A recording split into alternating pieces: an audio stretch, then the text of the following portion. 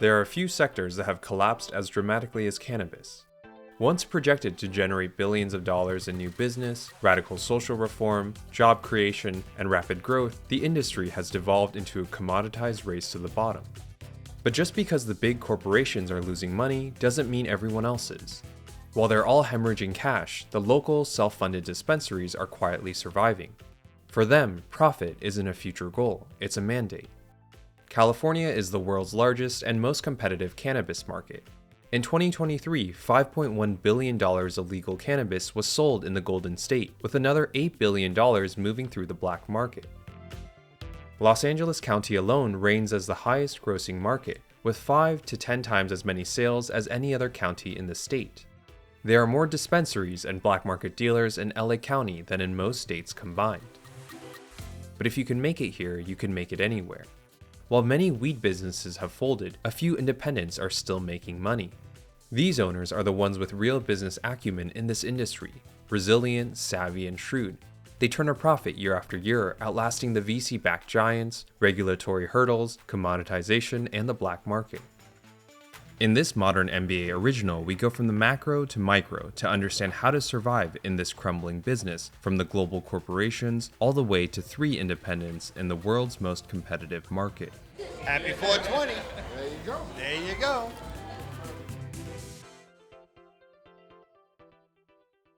We ignore phone calls, don't reply to texts, and leave emails unread. Spam hasn't slowed down, it's evolved and multiplied in the digital age. Modern tech didn't kill it, it supercharged it. AI, social media, and scrapers are now harvesting every scrap of your digital life, all in the name of profit. And behind the scenes, there's a whole industry making it happen, data brokers. These are companies who spend every waking moment collecting your personal information, then selling it without your consent to marketers, scammers, and stalkers. Data brokers are making billions doing it, and they're operating in the open. What's worse, even though they're legally required to delete your data if you ask, they bury that process in confusing legalese and endless hoops. It's all designed to wear you down. At Modern MBA, we're all tech savvy. We've got blockers installed, rotate our passwords, follow best practices, and deleted our social media profiles long ago, and yet we were surprised when today's sponsor Aura uncovered over 30 data brokers still selling our personal information. They don't own our data, yet they're making bank off it. That's robbery. With one click, Aura took care of the hardest part and removed our information from these websites, and most importantly, they're continuing to monitor to make sure our information stays off for good. Aura is an all-in-one digital security that goes far beyond any tool you may already have. Don't take a piecemeal approach to digital security. Not having Aura is like locking the front door but leaving your back door open. With Aura, you get immediate alerts whenever your info is found on the dark web, real-time fraud alerts for the one thing every hacker and scammer in the world wants, which is your credit cards and banking accounts, and 24/7 monitoring on identity protection. On top of that, Aura has a built-in VPN, antivirus, password manager, and more. Even if you've mastered your own protection, the same can't be true for the other people in your network. Scammers target the most vulnerable, and it only takes one weak link for things to go wrong. Aura protects you and your network. Aura's not just watching from a distance. You get US-based support and fraud experts ready to help around the clock, backed up to $5 million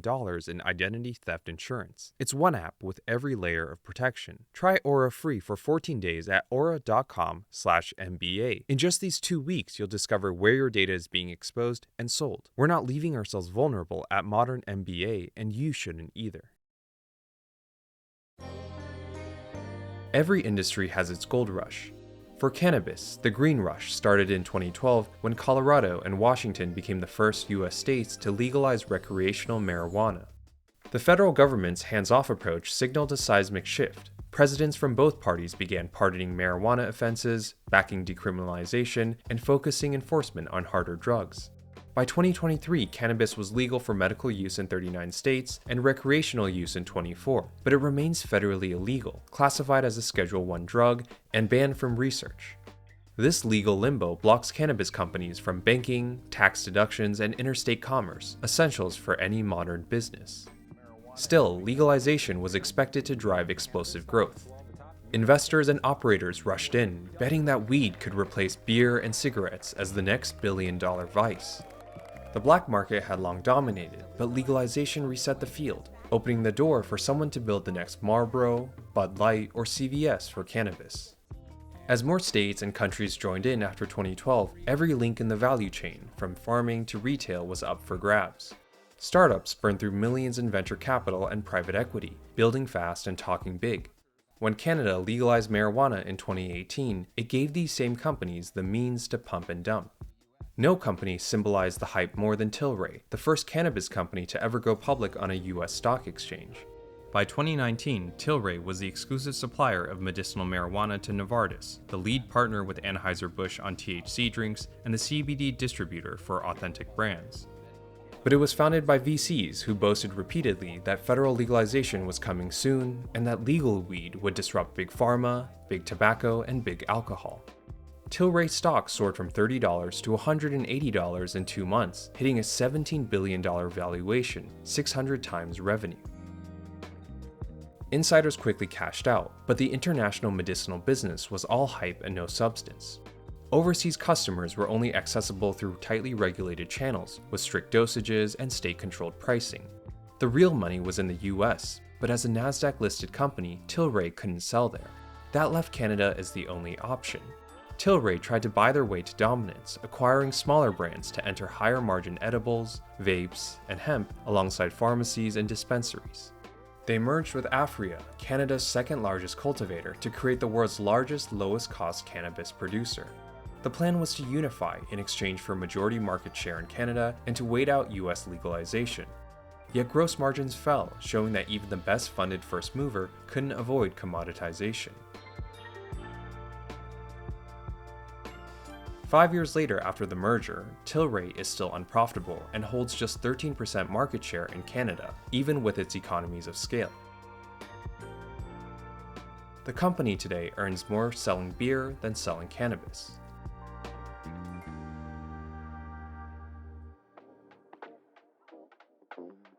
MedMen rose to fame as the Apple Store of weed, opening flashy dispensaries in upscale areas across every legal state.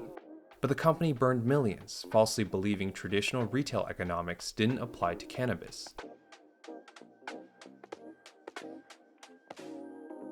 Even as stimulus checks boosted sales for every retailer from Target to Louis Vuitton during the pandemic, MedMen's sales declined. Fancy storefronts weren't enough to build loyalty. In 6 years, MedMen fell from a $3 billion unicorn to bankruptcy. Even later entrants who tried to learn from these mistakes have struggled. Backed with $2.4 billion from Big Tobacco, Cronos tried to carve out a high-end niche.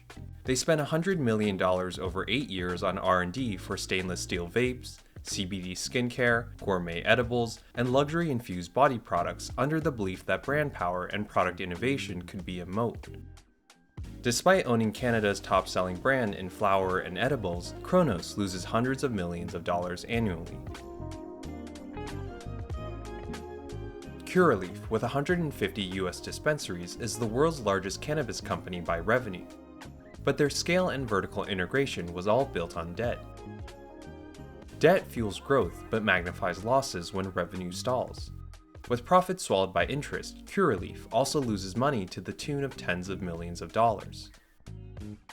Trulieve chased emerging states, flooding Florida with hundreds of stores and 1,000 different SKUs of flower, drinks, and edibles. But because cannabis companies can't move inventory across state lines, all that product can only be sold through their own dispensaries or wholesale to competitors who are already promoting their own. Even though Canada and the US are the top markets, the gap is huge. Trulieve grosses 4 times more selling medicinal marijuana in Florida alone than Tilray does in all of Canada.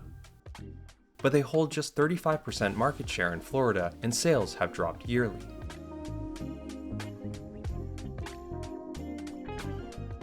Even Green Thumb, the only profitable public cannabis retailer and manufacturer, has seen their growth slow and margins dwindle under commoditization. Since no one knows if or when federal legalization will ever materialize, the big corporations can only focus on form factor as their only avenue for growth.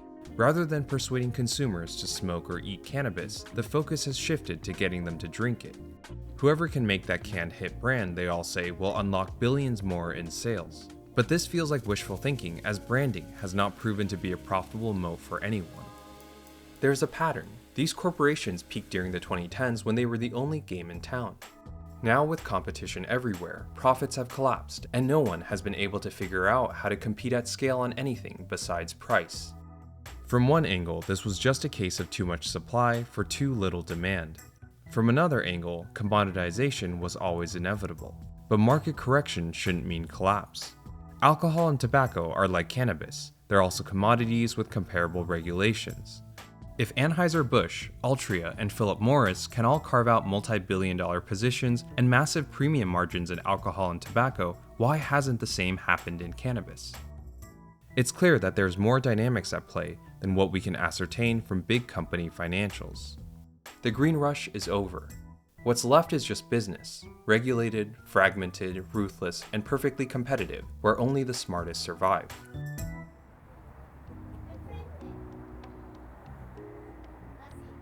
Out in central LA is Noel, owner of Mecca Mid-City. Mecca has been around since 2012, 6 years before California legalized recreational marijuana and the competition flooded in. Today, she and her team are prepping the store for 420, the biggest sales day of the year. Steve, the hay, what do you think if we angle it on the right side for the photo booth? So if we have the guy on the left and the hay on the right? Yeah, so it's like people can sit down and do that. Yeah. Kind of adds the carnival feel as well? Yeah, I like that. Okay. Noelle's been in cannabis since the 2000s. She was a real estate broker who broke bad, growing weed in her garage and slinging it on the streets. After a few close calls, Noelle walked away from the black market and went legit. I was pretty green and pretty naive when I first started doing this. You know, picture me, blonde, blue-eyed girl, walking around with my Ralph Lauren bag. I had everything nicely organized into ounces, and I was going into the worst neighborhoods you can imagine, thinking everything's fine. I was able to get an investor and get a large grow, an 8,000 square foot grow, and that place got robbed. I quickly learned I had to pivot. A lot of the stores I noticed were just really uninviting, unwelcoming, scary for a female to walk in, and it was mostly guy customers. The security guards were gruff, they were rude, everything had black bars on the windows. You walk in, it's dirty, it stinks. I just wanted to make a place more inviting, good music, good service, and that the people working there had good customer service, but more importantly, they knew what they're talking about and they could help you. How did that work? This one here? Mm-hmm. So you purchase a battery, and then this is the top piece that has the oil inside, and you twist it on. And then that's reusable? Yes, so after you finish that one, you just remove that, toss that away, and you just come back and buy your refill. Noelle's lived through it all, before legalization, through the green rush, and now the downturn. The promise of easy riches during the green rush meant California got saturated with too many cultivators, processors, manufacturers, and dispensaries. Wholesale prices have plummeted 70% in the past 4 years.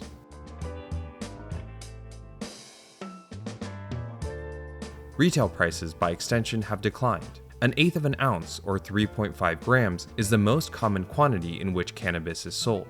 It's the industry equivalent of a medium-sized soda.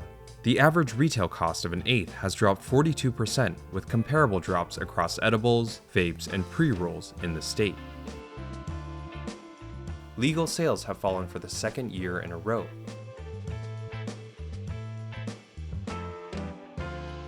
Tax revenue from cannabis has dropped to its lowest since the legalization of recreational marijuana in 2018. This freefall is also happening in Colorado, Oklahoma, Oregon, and Washington state. The market has been a roller coaster. We were doing a ton of business, everybody was. And then LA started issuing a lot of licenses, and then the state shifted the excise tax from the distributor to the retailer, which is essentially the customer. And then the economy tanked. There's all these different elements that happened at the same time. It just crushed the industry.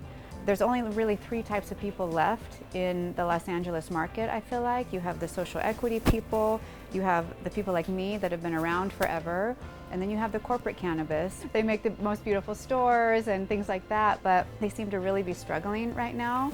Most of the multi-state operators, they've left California. They can't cut it in California. Noelle isn't losing sleep over the corporations or dispensaries down the street. It's not that people are losing their taste for cannabis, it's that they're turning to the black market, whose prices she can't match. Weed on the black market today is at least 35% cheaper without taxes. In LA, the state excise tax is 15%, sales tax is 9.75%, and the city tax is 10%, for a total of 35%. Customers pay this tax whenever they buy weed from Mecca or any other legal dispensary in LA. And instead of applying these taxes as one combined line item to the purchase price, these taxes actually compound, each one taxed on top of the last. The average retail price today for an eighth is $23, for an edible is $13, pre-rolls $18, and a vape cartridge $25. When purchased legally, that's $8 more on the eighth, $5 more on the edible, $6 more on the pre-roll, and $9 more for the vape. But when customers buy on the black market, they avoid these taxes entirely. To offset the tax revenue that's been lost to the black market, the state government has opted to raise the tax rate even further, which ironically will only drive even more customers underground. The total tax on legal cannabis will increase to 39% in July of 2025.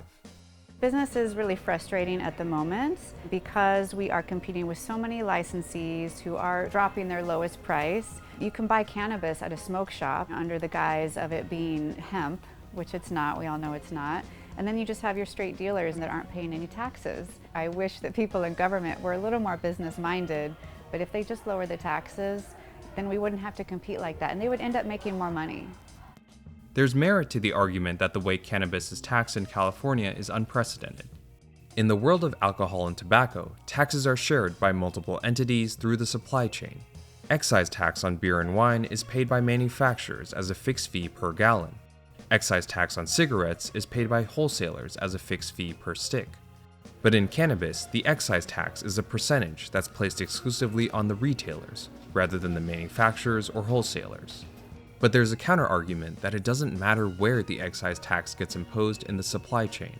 Cigarettes are the most expensive in the states of New York, Rhode Island, and Connecticut, and the same is true for spirits in Washington, Utah, and Oregon. The higher excise taxes in those states are imposed on wholesalers and distributors, yet it all gets thrown onto the customer. The only other legal drug where retailers are responsible for excise tax is the e-cigarettes, but that rate is only 12.5% compared to cannabis's 19%. E-cigarettes are also taxed as a percentage of the lower wholesale or manufacturer price. Weed is not only broadly taxed at a higher rate, but also at the highest amount at the retail list price. California, Washington, Montana, and Virginia have the heaviest excise taxes in the industry, with 19 to 37% on retail sales. California takes it a step further than its peers. The 19% excise tax is applied on gross retail sales rather than net sales. This means that retail operators like Noel get taxed on the total transaction amount per order before accounting for discounts or returns. This is why most dispensaries operate on a final sale basis, no refunds, returns, or exchanges. If they accept a return, they get hit twice, once with the total loss on the product, and two with having to dig out of pocket to pay the 19% tax from the initial purchase. But beyond high taxation and illicit undercutting, the challenges for retailers nowadays is product. What's out there is what you get, and the days where you could just put any weed on a shelf and expect it to sell are long gone. Noelle has survived by building her own supply chain. So while Mecca is the storefront, she also runs Signal, a cultivator, manufacturer, and distributor. Vertical integration enables Noelle to produce exactly what she sees customers looking for in store. The reason behind Mecca's longevity in her book is treating the product and space with the service and attention of a neighborhood specialty, rather than a lowest bidder commodity that the industry has become. In a time where trust is low and everyone is in survival mode, she's become even more cautious about what's going on shelves. I don't let the brands run this store. They're trying to sell their product, but we would lose our integrity if we just put a bunch of things on the shelf without us even knowing if it's good or not. I don't let brands pay bud tenders, but they do. They offer them rewards, taking them out to dinner, gifts, all of those kinds of things. If something breaks, if a branded flower happens to be dry or something, they blame Mecca. They don't think about the separation between the brand and the store. So we have to implement our own quality controls. 18th century botanists classified weed into two categories, sativas and indicas, based on their differences in plant appearance and psychological effects. Sativas stimulate mood and energy, making them well suited for daytime and social use, while indicas offer sedative effects that are ideal for sleep and pain. Over the centuries, growers started crossbreeding sativas and indicas to create new hybrid strains. These hybrids combined traits from both categories to deliver more precise effects and were genetically optimized for larger yields and faster growth. These days, hybrids dominate, and customers care less about if their weed is a pure sativa or pure indica, and they focus far more on how it makes them feel. Today, there are over 700 different strains of cannabis, most of which are hybrids. Every strain of cannabis gets branded with a crazy name like donkey butter, cheetah piss, and apple fritter. Breeders do it to differentiate their seeds to growers. Growers maintain these names as a way to differentiate their harvests to distributors and retailers. And finally, the dispensaries keep these names as a way to spark customer interest and to set their inventory apart from the competition. That way, when customers find a strain that they like, they'll ask for it by name. In 2022, gelato and wedding cake were the two best-selling flower strains in the state. A year later, consumers had shifted to Blue Dream and Biscotti. If you stock only the bestsellers, you jump headfirst into a price war, peddling the same handful as everyone else. You stock too many exotics and you lose mass market appeal. Choosing strains is one thing, ensuring quality is another. Alex, are you ready for me? How goes it? Good, how are you? Good.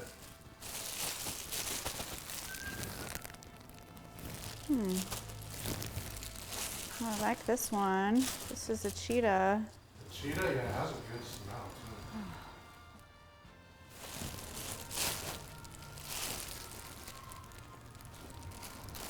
too. No, I don't like this one. No, not a fan of that one.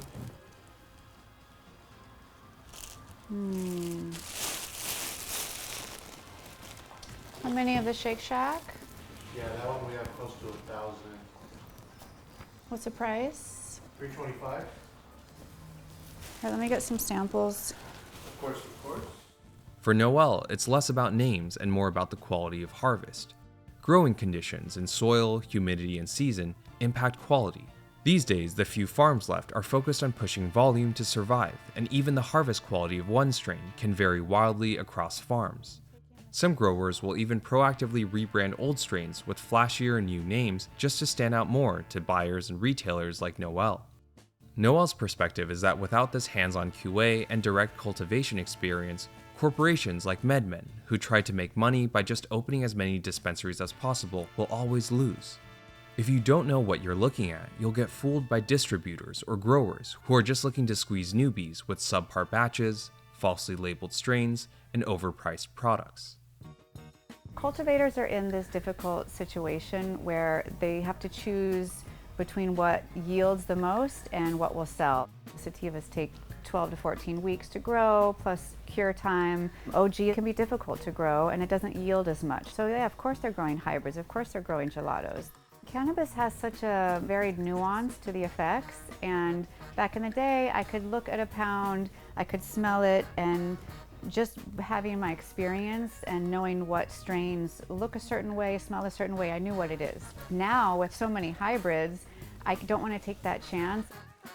What is this? Oh, birthday cake.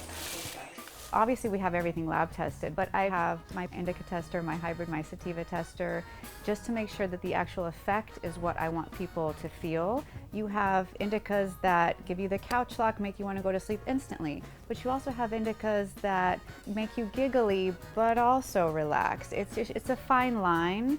Even sativas, you have energetic social sativas, and then you have some that will make you a little anxious. I go the extra mile because it's my name on it. How do you feel? I feel good. It gave me a lot more body high than I expected because it had like a sativa hybrid smell to it. Yeah. Kind of. But I'm getting a much more hybrid indica lean. I know I can tell by the bud and the taste it's not, but I'm getting a lot more body high than I typically get. Do you feel it in your chest? Yeah, I'm getting a lot like shoulders, behind my eyes a little bit, and it's. You don't look that high though. Well, I smoke a lot of weed now. You're smoking every day right now? Yeah, for sure. How did it taste? What did it taste like? The taste where it was probably. Be honest. Yeah, that was my biggest letdown for it. I was actually curious if you had any more because I was like, maybe let me try it in a pipe instead of a paper, see if it tastes any different. But it was pretty earthy and grassy, you know? What do you feel like doing right now? Yeah, I'm feeling very relaxed. It's definitely I think it's a good daytime high for sure. You're gonna label it sativa? No, hybrid. Yeah, for sure. I was gonna say, because I can tell it's sativa genetics, but it's a very hybrid smoking and high, for sure. Noelle inspects shipments weekly, stamping the Mecca brand on flower that meets her standards. Oh, that looks really good. So pretty, right? Yeah. That looks really nice. And it has like big nugs. Well, you know, some parts You of it- cleaned this? She sources from her own growers and longtime local farms. In a market overwhelmed by outrageous strain names and fleeting quality, Noelle's strategy is to make Mecca a mark of trust, a constant that other dispensary owners can rely on, regardless of changes in strain or supply. But in today's market, it's all about value. Despite all the ambiance and curation, Noelle isn't blind. The black market is about to be 40% cheaper, and no retailer has ever survived exclusively selling high-end weed. And since she can't get weed any cheaper from the growers and wholesalers, she's opted to grow it herself. The Mecca brand is designed to compete on quality for price, rather than quality absolute. The average retail price of an eighth is 20% cheaper than that of the big name brands, and it's a bargain that few, if any, can match in this new race to the bottom. The brand has really saved us. The Mecca brand is about 40% of our sales, and that's huge. There was a summer, there was a huge drought, and a lot of retailers didn't have a lot of product, but we were okay because we had our own.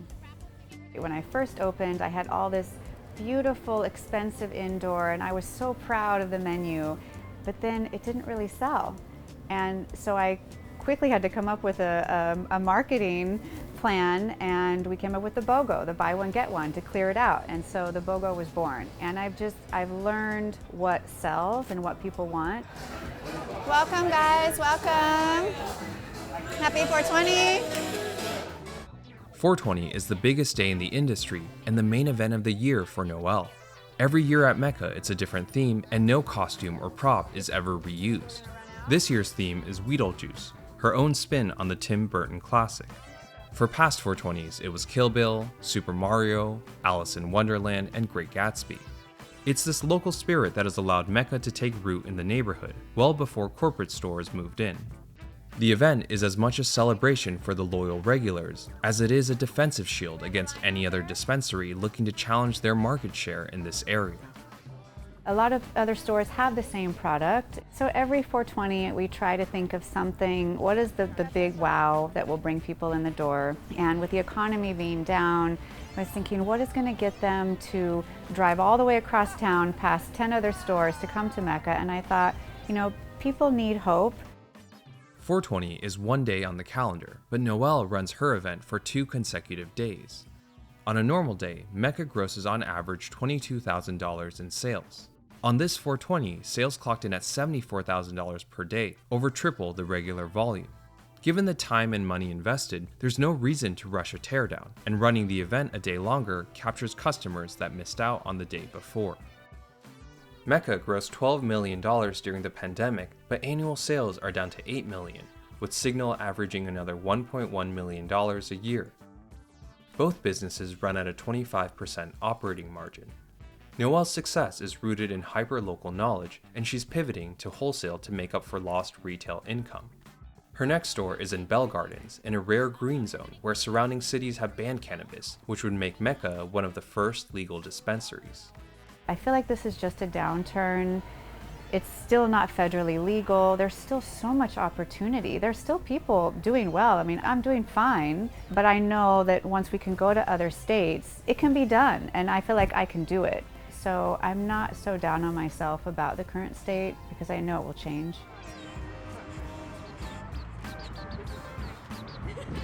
You take care.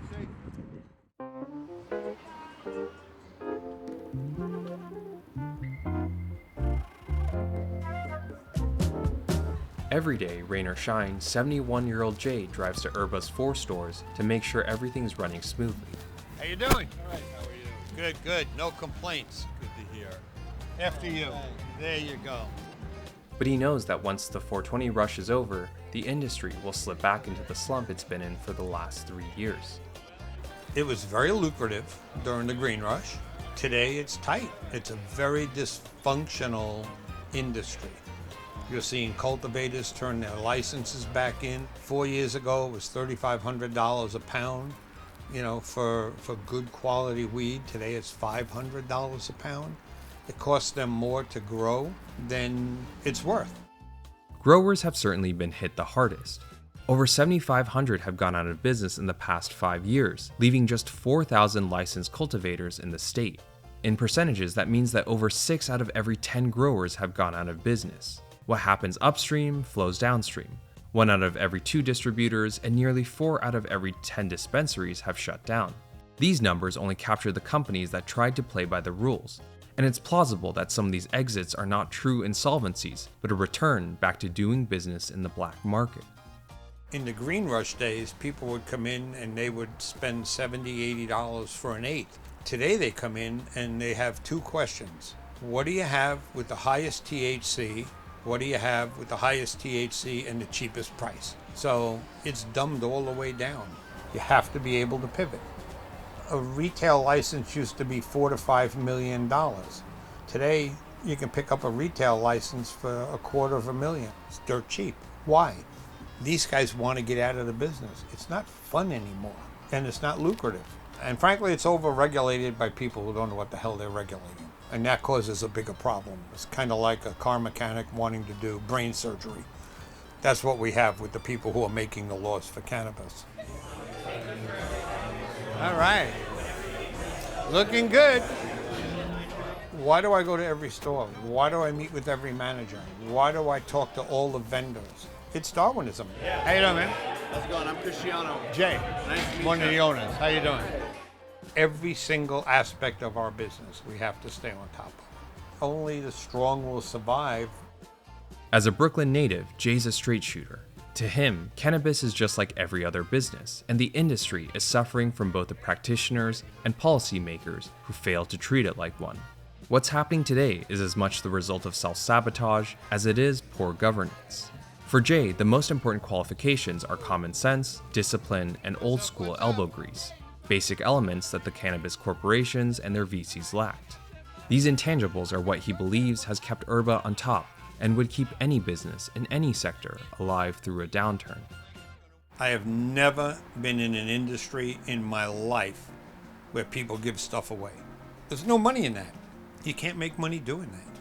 And they do it all year. Buy 2, get 1, buy 2, get 2.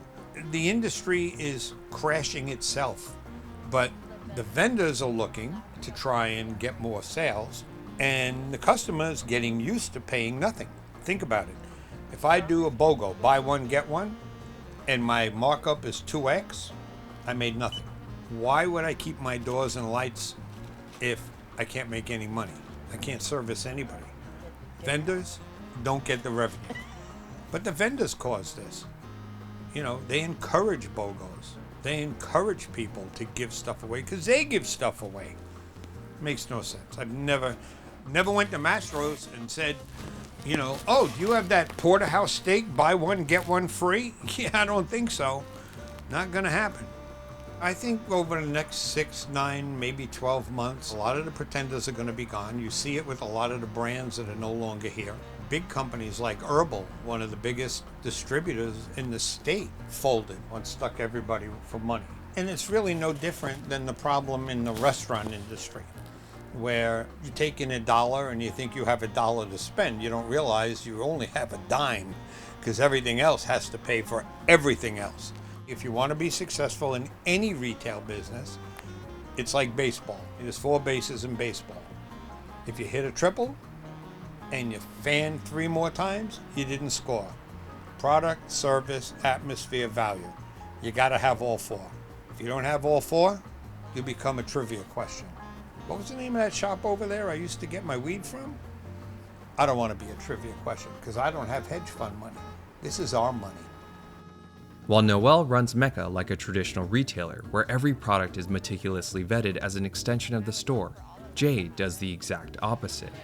Herba, in both name and design, is a marketplace. Products are sold on consignment, and parts of the store are subleased to brands themselves.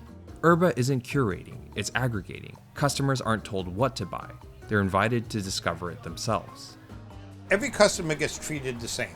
I don't care if it's the homeless guy at the bottom of the ramp who's coming in to get his medicine to be able to sleep at night. Some people just want to get high. Some people have anxiety. They want to knock down their anxiety.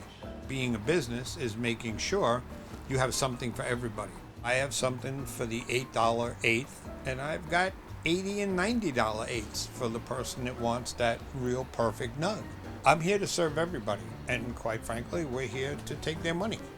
Nobody should walk out of here empty-handed. Because Herba runs on consignment, Jay doesn't buy any product up front. His 1,200 SKUs eclipse that of Noel's and is closer to the scale of a Trader Joe's. At Herba, brands supply their own product, and they willingly give up upfront sales in exchange for shelf space at his 4 dispensaries. There's no carrying cost or inventory risk for him, and both sides only make money when something sells. As a result, Herba is not as deeply involved in the same price war as other dispensaries. Jay's not ever worried about predicting the next hit strain, falling behind on quality control, or needing to match the competition on BOGOs. Instead, his responsibility is to bring in potential paying customers, and the rest is up to each and every brand within Herba to close the deal for themselves with whatever they've chosen to stock. You always do good here. You guys are good to us. Yeah, well, you guys are good to us. That's what it's about. It is what it's about. It's a win-win, you know? Going to consignment, to me, was the best way to go moving forward. It's good for everybody. If the vendor is giving it to me on consignment, he still technically owns it. So he doesn't have to worry about, oh my God, he's never going to pay me. I can just take my merchandise back. It's good for me because the vendor has control about placing orders. I'm never out of stock on product that sells. And of course, it's good for the customer because the customer has continuity. But it's not a walk in the park. Consignment is only possible when the shelf space is perceived as valuable. If Herba starts slipping in audience or relevance, brands won't stick around. Thus, even though quality control, stock, selection, and pricing is largely out of his hands, Jay is responsible for everything else. He creates the space, supplies the labor, brings in the traffic, grows Herba the brand, and enforces service standards, and it's on him to make sure that it's all going up every day. He makes it a point to interact with every single employee at each of his stores, and he drives through the neighborhoods watching for competition. You have to be out there to the public. So when we open a store, you'll see as we go from Venice to Pico to Culver, they're all within 10 minutes of each other. So it's owning a territory. So the other guys, when they come in, we just don't let them come in. We make it hard for them. That's our job. And we have a great reputation in the neighborhood. We do things right and we're good for the community. Kicking ass, dude. There's nothing more important than the personal touch. Knowing your staff, being greeted by your staff, that they like you, you know, and they embrace you when you come in. We'll talk football, we'll talk basketball, we'll talk going out clubbing, but it's also, when I go into a store, I know the customers. It doesn't matter what store I go to, the customers know who I am. There he is, there he is. Hey, buddy. Everything's good with you? How you doing? Good. Everything's great, you? Looks like it. Happy 420. Anybody can sell weed. Every dispensary in town sells the same thing, but you have to sell the experience, and part of the experience is I know the owner. Before Herba, Jay spent 3 decades running restaurants across LA. In his 20s, he worked in Asia for his family's import-export business. He's never touched weed, but he knows numbers, he knows people, and he knows how markets move. I'm not a cannabis user. I never was. Customer asked for help on a product, and I just turned around to her and I said, lady, I'm the last one you want advice from on this stuff. Because my job is the green and the register. That's what I deal with. That's what I like. That's how I take care of business. To Jay, the problem is not the existence of the black market, it's that the city has let them thrive while taxing the very few that are left playing by the rules. In LA, legal cannabis has become the exception, not the norm. There are almost 10 times as many illegal trap shops selling weed under the table today than there are legal dispensaries in the city. Literally, I could take a baseball from my corner and hit the trap shop. 2.5 years. I called the captain of the division. I called the area commander for West Bureau. I called everybody I knew. I called my council people. We had video. We showed people going in there at midnight with backpacks of weed. Completely illegal. Could not get anyone to come out to do anything about it. Eventually we did, because if you put up a big enough stink and you finally get to the right person, they'll come out. But it should never take 2.5 years to close down a trap shop. It's not that California or Los Angeles has turned a blind eye towards illegal cannabis. Even though street value has declined, the state has confiscated progressively larger amounts year after year. In 2024, the governor boasted that his office had seized over $500 million of illegal cannabis, with the vast majority of busts occurring in Los Angeles County. But all this enforcement has been concentrated on the supply side. There's no questioning the effectiveness of the American military-industrial police complex when applied to kicking down doors, scoring headline busts, and throwing the nth drug dealer in jail. Yet the war on drugs has demonstrated time and time again that cracking down on supply without ever addressing demand is ineffective. Cut off one head and another will take its place. The reality is that taxation, regulation, and enforcement are not separate. They're all connected as part of the same system. But taxation has become the black market's greatest subsidy. The more aggressive the tax, the more customers are forced underground. As pessimistic as Jay sounds, he's not given up. He's thrown himself into civil service for the longevity of his business and the greater industry, one council meeting at a time. I currently sit on the West LA Sawtell Neighborhood Council. I'm the co-chair of the budget advocate team. Budget is not sexy, but the fact of the matter is, it dictates what services you get in your community. So if I want more enforcement on trap shops, I gotta have budget. If the police don't have the budget to do it, I'm not gonna get enforcement. It's that simple. I have access to all the top people in the city, and I have their ear. This year, we were able to pass AB 1775, which allows consumption lounges to sell non-cannabis product. I couldn't sell a bottle of water to someone who was dehydrated from smoking because I'm not allowed to sell non-cannabis product. This year, the governor actually signed it at our insistence, so now we can sell coffee, tea, soda, juice, things like that.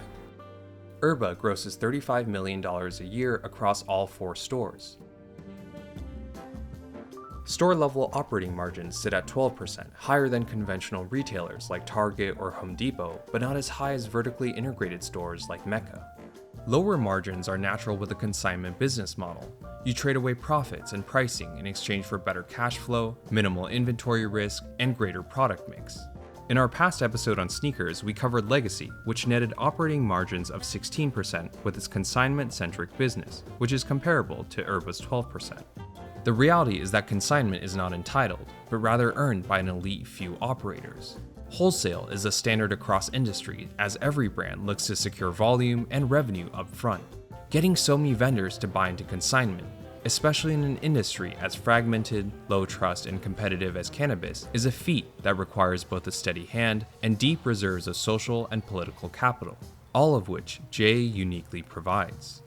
All right. Let's check on all the stores here.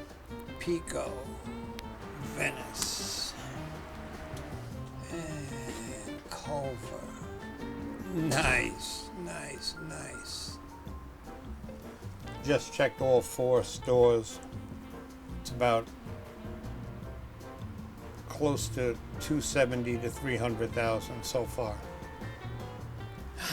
Good. Busy day. Welcome to 420.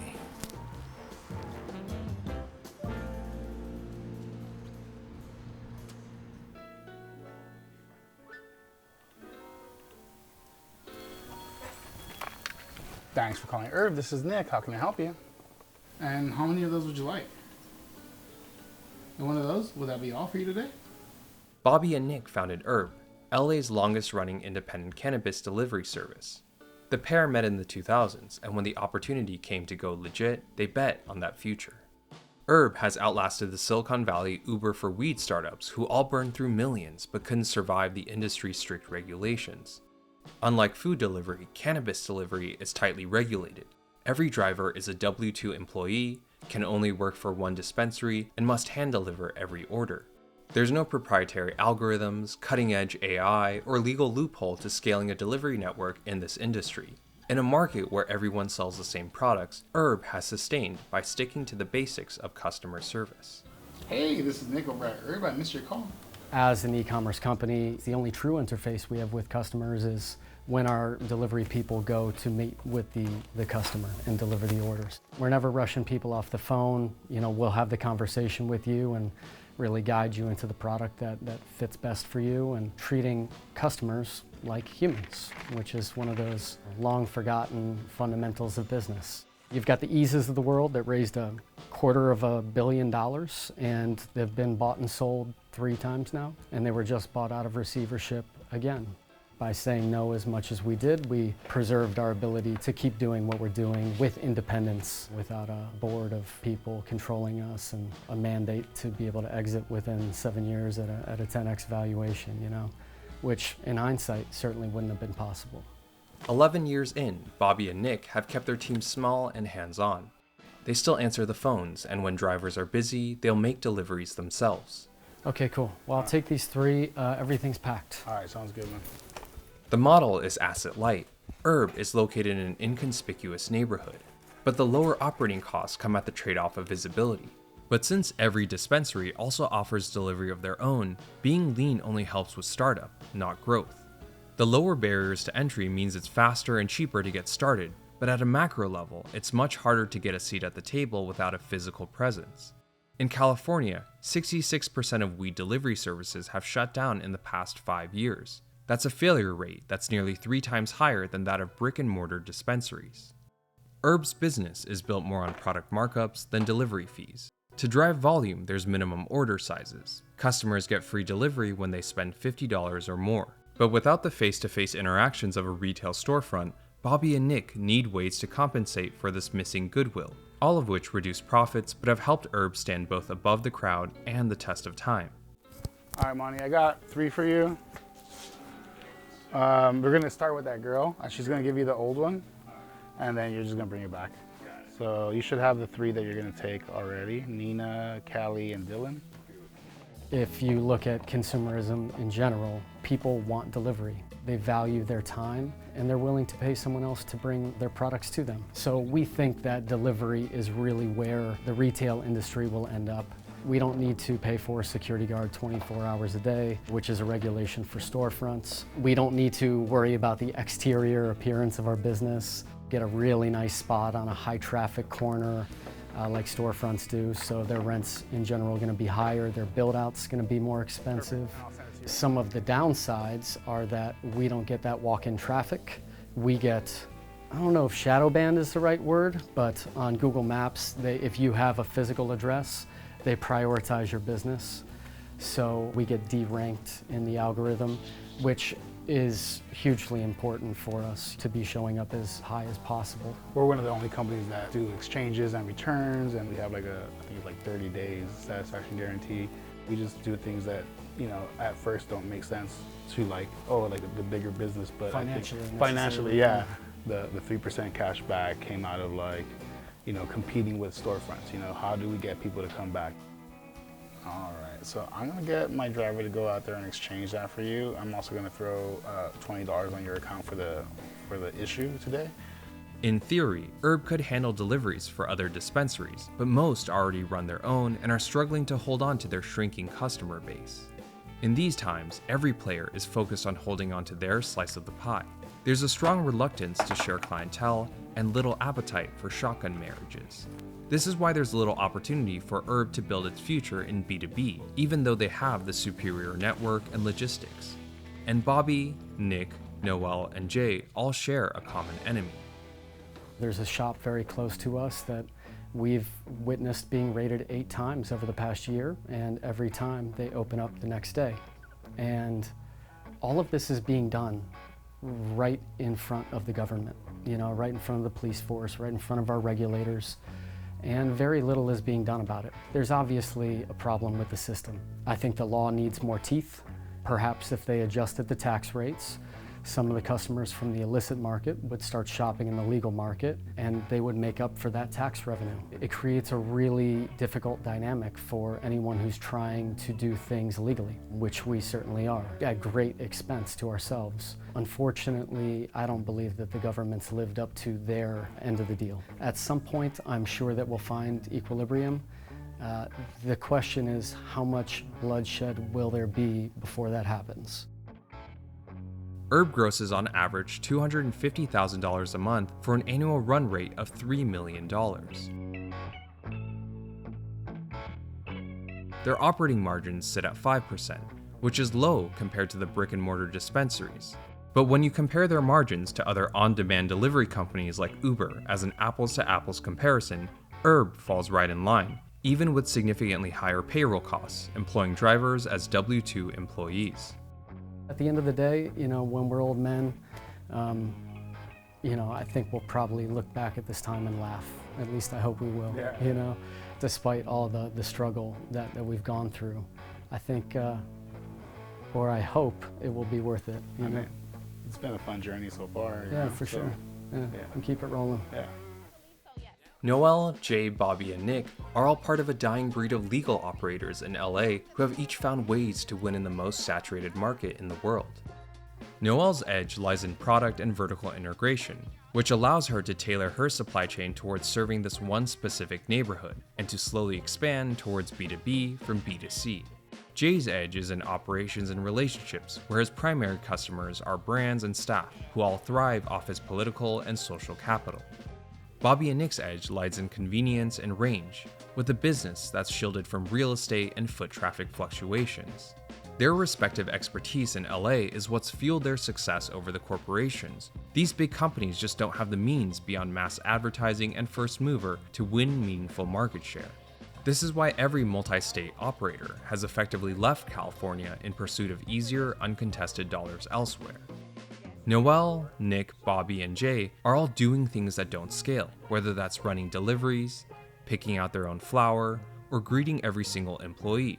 And they all do this so they can spot trends faster, outmaneuver the competition, and maintain a foothold in this one city in California.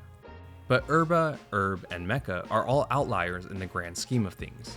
Their solo wins at the micro level in this one city are not enough to stem the bleeding across the state and industry. The collapse of legal cannabis is a modern case study that proves that America is just a business. It's a country where politics follow the economy, and not the other way around. The industry's current state is more so a failure of policy than business.